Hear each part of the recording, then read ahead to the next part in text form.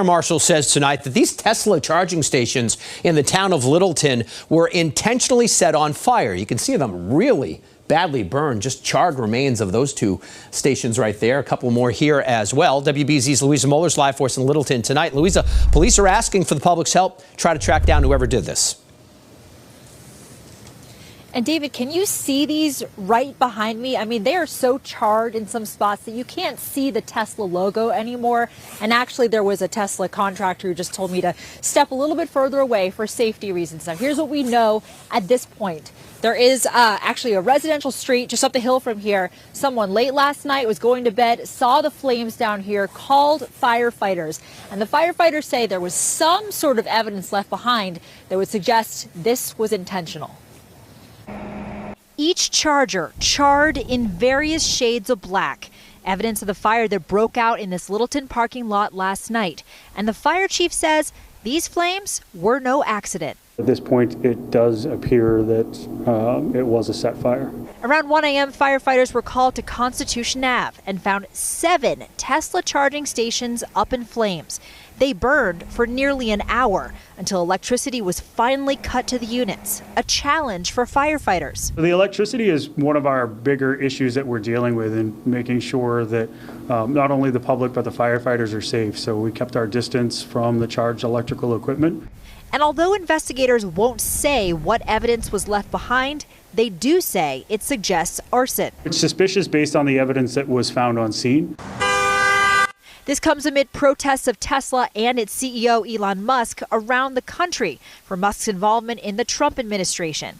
Littleton police and the Massachusetts State Fire Marshal's office are now investigating what happened here, and thankfully, no one was injured. Now, there is also the nuisance factor. All this afternoon, we've seen Tesla drivers showing up here. One woman had only 7% left in her vehicle. She said she drove 10 minutes to get here.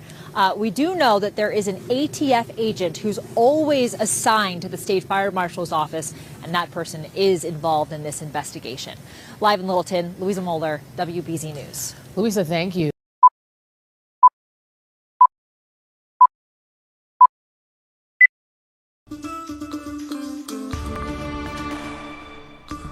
Just 2 days after tariffs hit imports from Mexico and Canada, President Trump now reversing his decision to impose them.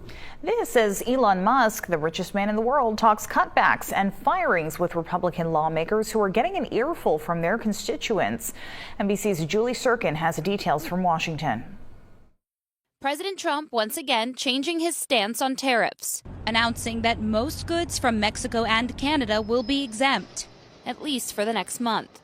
Trump shifting strategies after he spoke with Mexico's president. But the latest move didn't stop the stock market from tumbling, adding fuel to the fire with Americans already on edge over firings throughout federal agencies. We are all going to suffer from the consequences of these actions. Billionaire Elon Musk, the man behind the sweeping government cuts, says there's more work to be done. There's a lot of opportunity to improve expenditures in the government.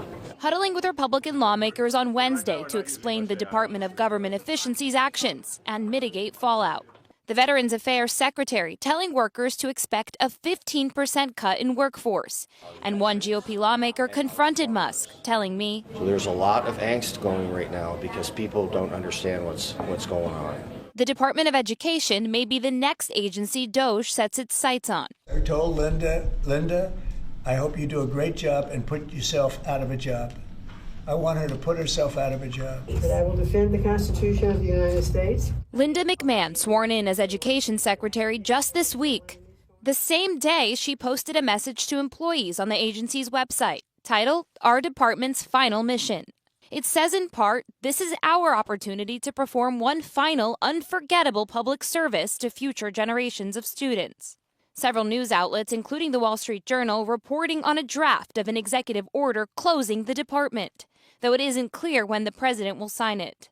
The head of the National Education Association issuing a statement on the report, writing, We won't be silent as anti-public education politicians try to steal opportunities from our students.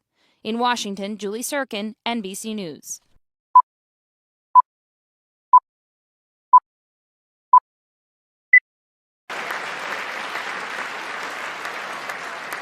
Mr. Green, take your seat. Take your seat, sir. Take your seat. Finding that members continue to engage in willful and concerted disruption of proper decorum, the chair now directs the Sergeant-at-Arms to restore order. Remove this gentleman from the chamber.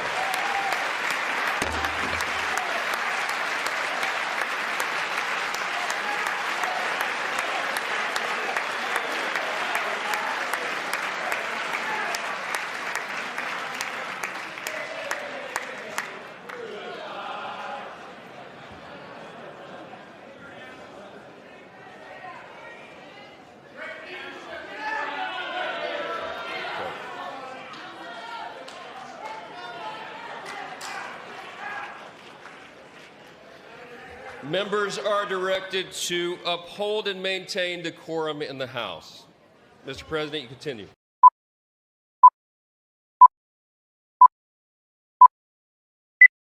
Texas Congressman Al Green says he has no regrets about interrupting President Trump's address to Congress Tuesday night. He says he is not going to let the administration make cuts to Medicaid without a fight. Today he was censured in the House after a resolution was read by House Speaker Mike Johnson. That Representative Al Green forthwith present himself in the well of the House of Representatives for the pronouncement of censure, and that Representative Al Green be censured with public reading of this resolution by the Speaker. Now, during the reading by the House Speaker, Green was joined by several supporters there on the House floor to sing the civil rights anthem, "We Shall Overcome." 10 Democrats, by the way, joined all the Republicans in voting in favor of Green's censure, which is essentially a public rebuke. Democratic leadership had urged members to show restraint during the president's address.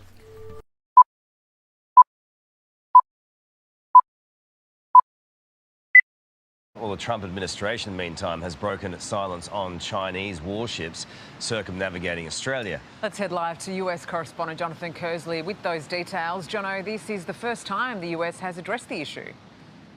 It is. It's my understanding that very senior Trump cabinet members are fully aware of the activities of China's PLA around Australia over the course of the last couple of weeks. Those ships have been essentially circumnavigating Australia, going further south than they've ever gone before, carrying out live firing drills, and even going past Western Australia, near to where a US Virginia-class submarine is docked, the USS Minnesota. I've been in talks with the White House about this issue and have spoken with a US defense official who has told me the following. We are aware of these activities and are closely monitoring. As Secretary Hegseth has said, China is a peer competitor with the capability and intent to threaten our core national interests in the Indo-Pacific, and the department prioritises deterring China. How it's going about deterring China in this instance and what it's doing to monitor those vessels, well, they have not said. But this whole incident raises a very significant question. What is President Xi Jinping's intention?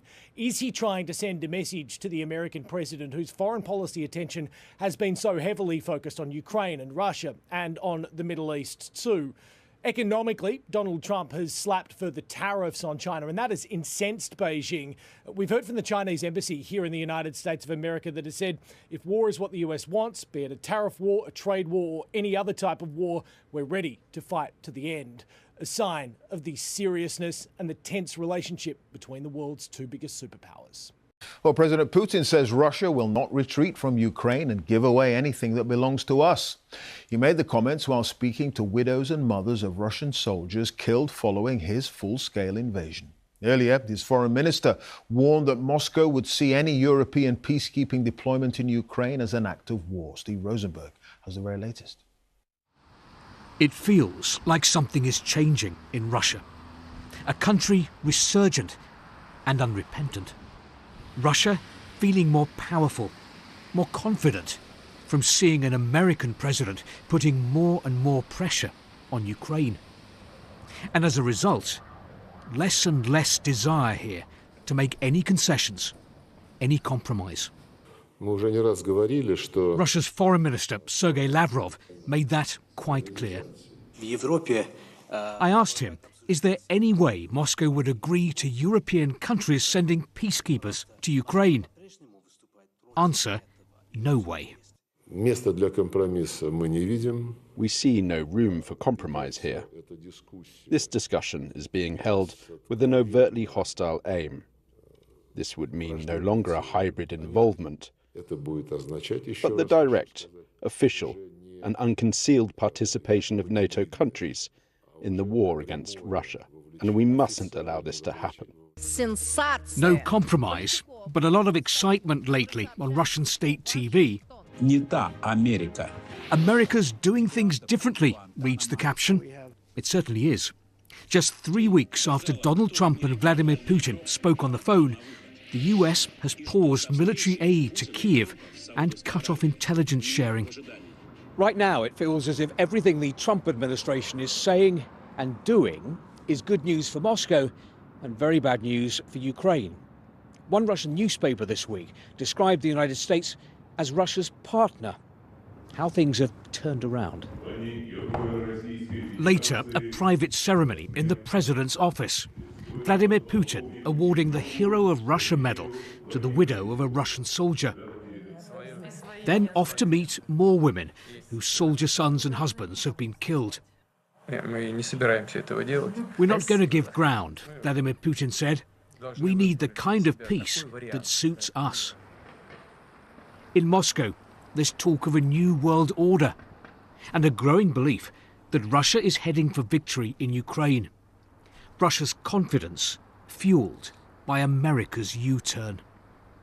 Steve Rosenberg, BBC News, Moscow.